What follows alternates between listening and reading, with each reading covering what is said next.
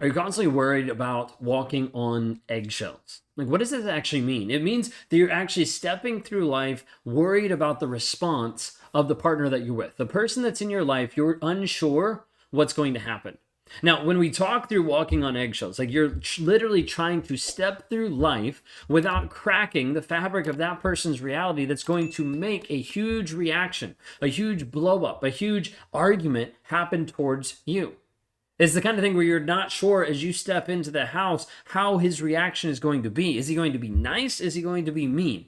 Is he going to be Dr. Jekyll or Mr. Hyde? Like, which is he actually going to be today? You might have already seen this. You might have already experienced this in the relationship where you're like, I don't know how he's going to respond. One day he comes home and it's great. Like, he's telling me about his great day. He's even like talking to me a little bit. I'm able to share a little bit about mine. And the next day he walks in and he's like death warmed over. He's like, I hate you. Like, I hate being in this relationship. This relationship is awful. And it's just like, you don't know what is going to set him off. You've had this in different instances where you've done the same thing. Like, let's say you've made the same meal like 3 times, like ever, and you've made the same thing. And he's like, one time he loves it, next time he hates it, the other time he's like, it's okay. Like, you're going to get this change in opinions, almost like the change of the wind, blowing one direction, blowing the next direction, and it's going to continue to happen. And oftentimes, this thing that continues to happen puts you in a state of walking on eggshells. Now, what does eggshells actually look like for you? Because obviously, you're not stepping around the house stepping on actual eggshells, right? But there's this nervousness, like there's this intrepidation of like, is this going to blow up? Like, can I approach him and ask him for money to pay the rent, or is he going to scream and yell at me? Like, can I actually talk to him about going out with my friends, or is he going to guilt trip me later? And then, so there's all these different pieces of like, I'm not sure what's safe. Now, here's the thing is a lot of guys, toxic guys, will look at their relationship and be like, I don't hit her. I don't abuse her. So why the hell is she feeling unsafe? She should be fine. She should feel appreciative. She should respect me.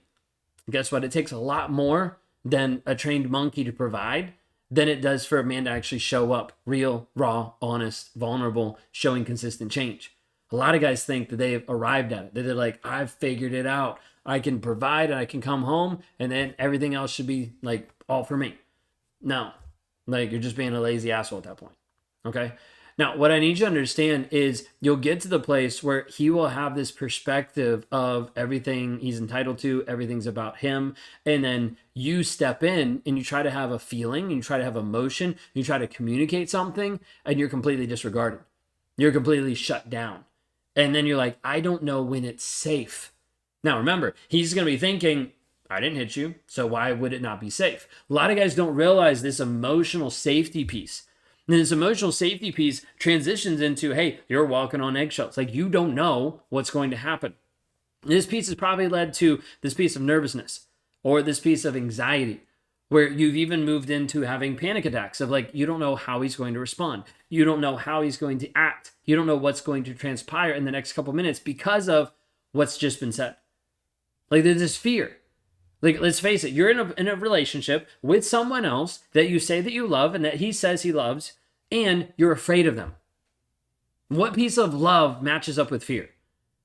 Like, really, what piece of love matches up with fear? Because you're in this relationship and you are afraid of the partner that you're with. You're afraid of what he's going to say. You're afraid of how he's going to degrade you. You're afraid of how he's going to hit you. You're afraid of this person. That is not love. But he'll try to convince you that it is.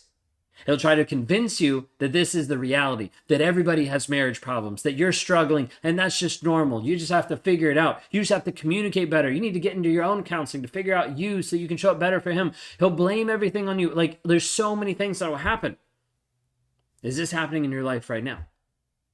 Like, are you at a place where the stress and anxiety is slowly eating away at your life? Eating away completely. Now, what I mean by that is you're going to see the stress and the anxiety eat away at your physical body. Your body keeps the score. Your body knows what the trauma that's happening inside. That's why you see hair loss. That's why you have autoimmune disease. That's why you have gut issues. That's why you have different problems of sleeping throughout the night. That's why you're on depression medication. Like, that's why you're taking pills, because you're not sure how to be able to work through this, because your body is physically rebelling because of all the trauma that it's going through. And that's not even to talk about like the kids. How is it affecting the kids? where they're actually afraid to talk to them. They're afraid to be able to show up. They're afraid of how can they even express anything to dad. And you spend so much time focusing on him that you're getting disconnected from your kids. Or you've told your kids that it's not that big of a deal. You're trying to guard them and keep them away, but all you're doing is enabling the behavior and enabling them to see that this is okay. And it's going to mean they end up in toxic relationships down the road because mom didn't stand up to it. Mom didn't do anything different. Like, I'm talking in like a different tone and like aggressively to be able to help just wake you up of like, this is going to damage you long term. The stress, the anxiety, walking on eggshells is going to leave you in this hyper vigilant state. Like, when you're even out of this relationship, you get into the next one and like the phone dings and you're like triggered because you're like, well, who's that? Like, is that this guy's girlfriend? Like, there's going to be so many pieces you're going to have to work on healing. It is possible and you can do it. But working through all this, you need to be able to understand walking on eggshells is not a healthy piece of a relationship. And if you feel like you're walking on eggshells, you need to understand sometimes the core baseline piece is the person that you say that you love, you actually have a fear for. And that fear doesn't have anything to do with love. It has to do with manipulation, has to do with control, has to do with coercion, has to do with so many other things than that person actually caring about you. If you're at the place where you're walking on eggshells today, please reach out for help.